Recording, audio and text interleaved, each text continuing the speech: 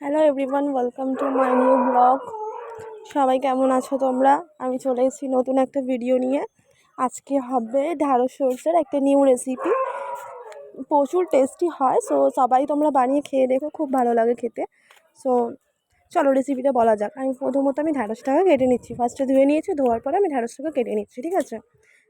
এই যে দেখো, ঢ্যাঁড়স, পেঁয়াজ, টমেটো, কাঁচা লঙ্কা এগুলো কেটে নিয়েছি, আর কিছু লাগবে না, আর সরষে লাগবে। এবার সরষেটাকে কাঁচা লঙ্কাটা দিয়ে আমি বেটে নেবো।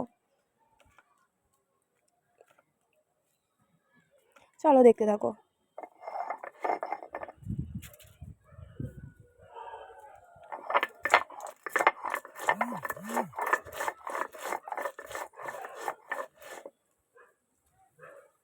চলো, কড়াটা গরম হয়ে গেছে, আমি এবার তেলটা দিয়ে দিই।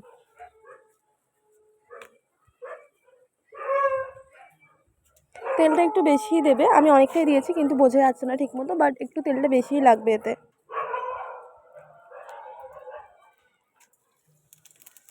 হালকা জিরে ফোড়ন দিয়েছি, এটা অপশনাল, কালো জিরে লাগে, বাট কালো জিরেটা আমার কাছে স্টকে ছিল না, তো আমি সাদা জিরেই দিয়েছি, বাট এটাও দেওয়া যায়। ঢ্যাঁড়সগুলোকে আমি ডিপ ফ্রাই করে নিই। 70% ফ্রাই করলেই হবে, ডিপ ফ্রাইয়ের দরকার নেই, 70% ফ্রাই করলেই হয়ে যাবে।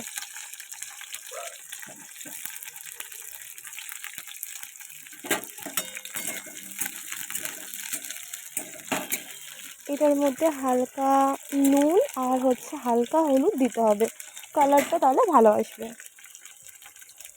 এর মধ্যে হালকা মানে একদমই হলুদটা হালকা লাগে, কারণ এটার কালারটা অতটা বেশি হয় না, হলুদ বেশি দিতে হয় না।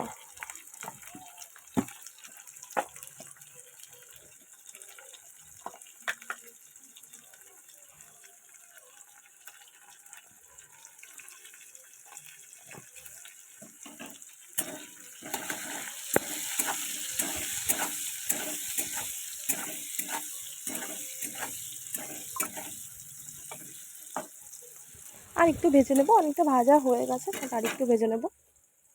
এদিকে আমার ভাত হচ্ছে, ভাতটা প্রায় হয়েই এসছে।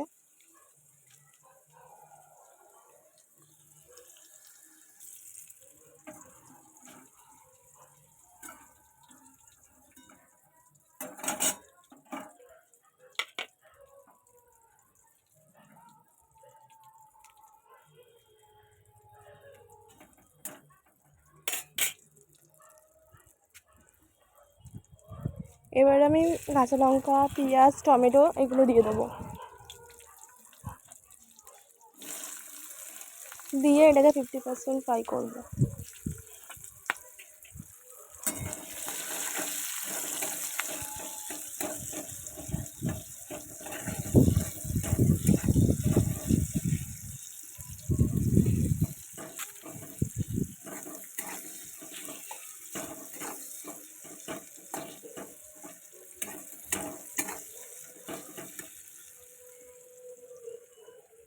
গ্যাসটাকে আমি একটু কমিয়ে দিলাম, কারণ নাহলে ওটা পেঁয়াজটা পুড়ে যাবে, আর পেঁয়াজটা পুড়ে গেলে একদমই টেস্ট লাগবে না তরকারিটা। টমেটোটা দিয়ে দিলাম।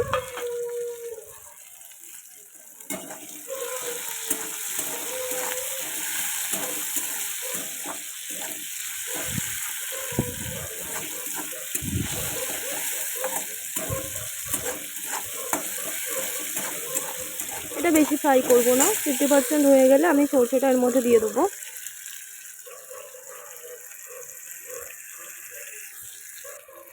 কারণ শুনেছি সর্ষে ভাজলে নাকি তেতো হয়ে যায়, বাট আমি জানি না, আমি কখনো করিনি, এটাই ফার্স্ট টাইম। তো ওই জন্য আমি হালকা সর্ষে বাটাটার সাথে জল মিশিয়ে আমি দিয়ে দিলাম, দিয়ে জাস্ট একটু নাড়াচাড়া করে নেব। সর্ষেটা ছেঁকে দিতে হতো, বাট আমি ছাঁকতে ভুলে গিয়েছিলাম, তো আমি এমনি দিয়ে দিয়েছি। সো এমনিও দেওয়া যায়, বাট ছেঁকে নিলে আর কি সর্ষের কালো কালো দানাগুলো বোঝা যায় না। হালকা হলুদ, টেস্ট মতো নুন, আর গুঁড়ো লঙ্কা দিয়ে দিলাম। গুঁড়ো লঙ্কা এটাতে দেয় না, যদিও এটা কাঁচা লঙ্কা বেটেই দেয়, বাট আমি কাঁচা লঙ্কা বাটতে পারি না, আমার হাত জ্বলে, তাই জন্য আমি গুঁড়ো লঙ্কাটাই দিলাম।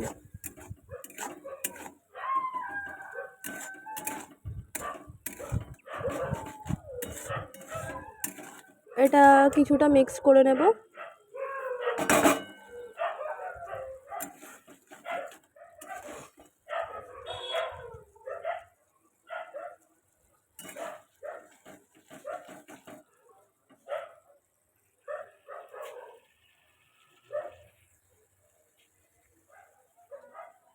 এবার ঢ্যাঁড়সটা ফ্রাই করে রেখেছিলাম ওটা দিয়ে দেবো।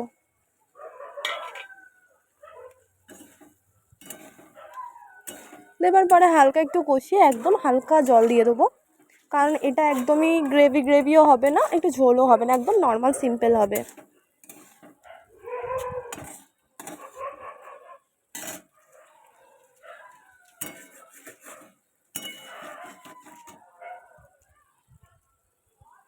এতটুকু আমি জল দিলাম, আর জল দেবো না।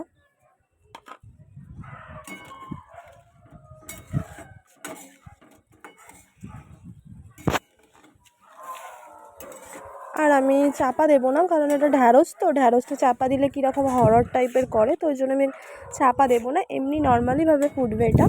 কিছুক্ষণ ফোটার পরে আমি নামিয়ে নেব।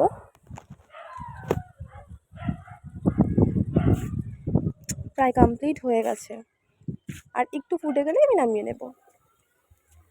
এই যে সবাই দেখো ফুটে এসছে তরকারিটা।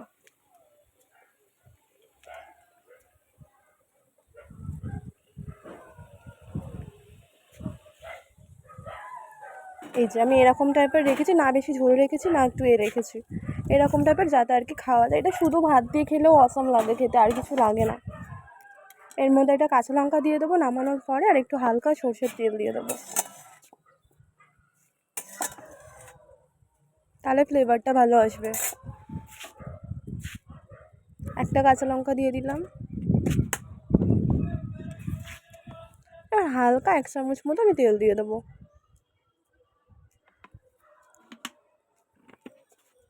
এবার একটু এটাকে নাড়িয়ে আমি রেখে দেবো। কালারটা এবার বুঝতে পারবো কতটা সুন্দর একটা কালার এসছে।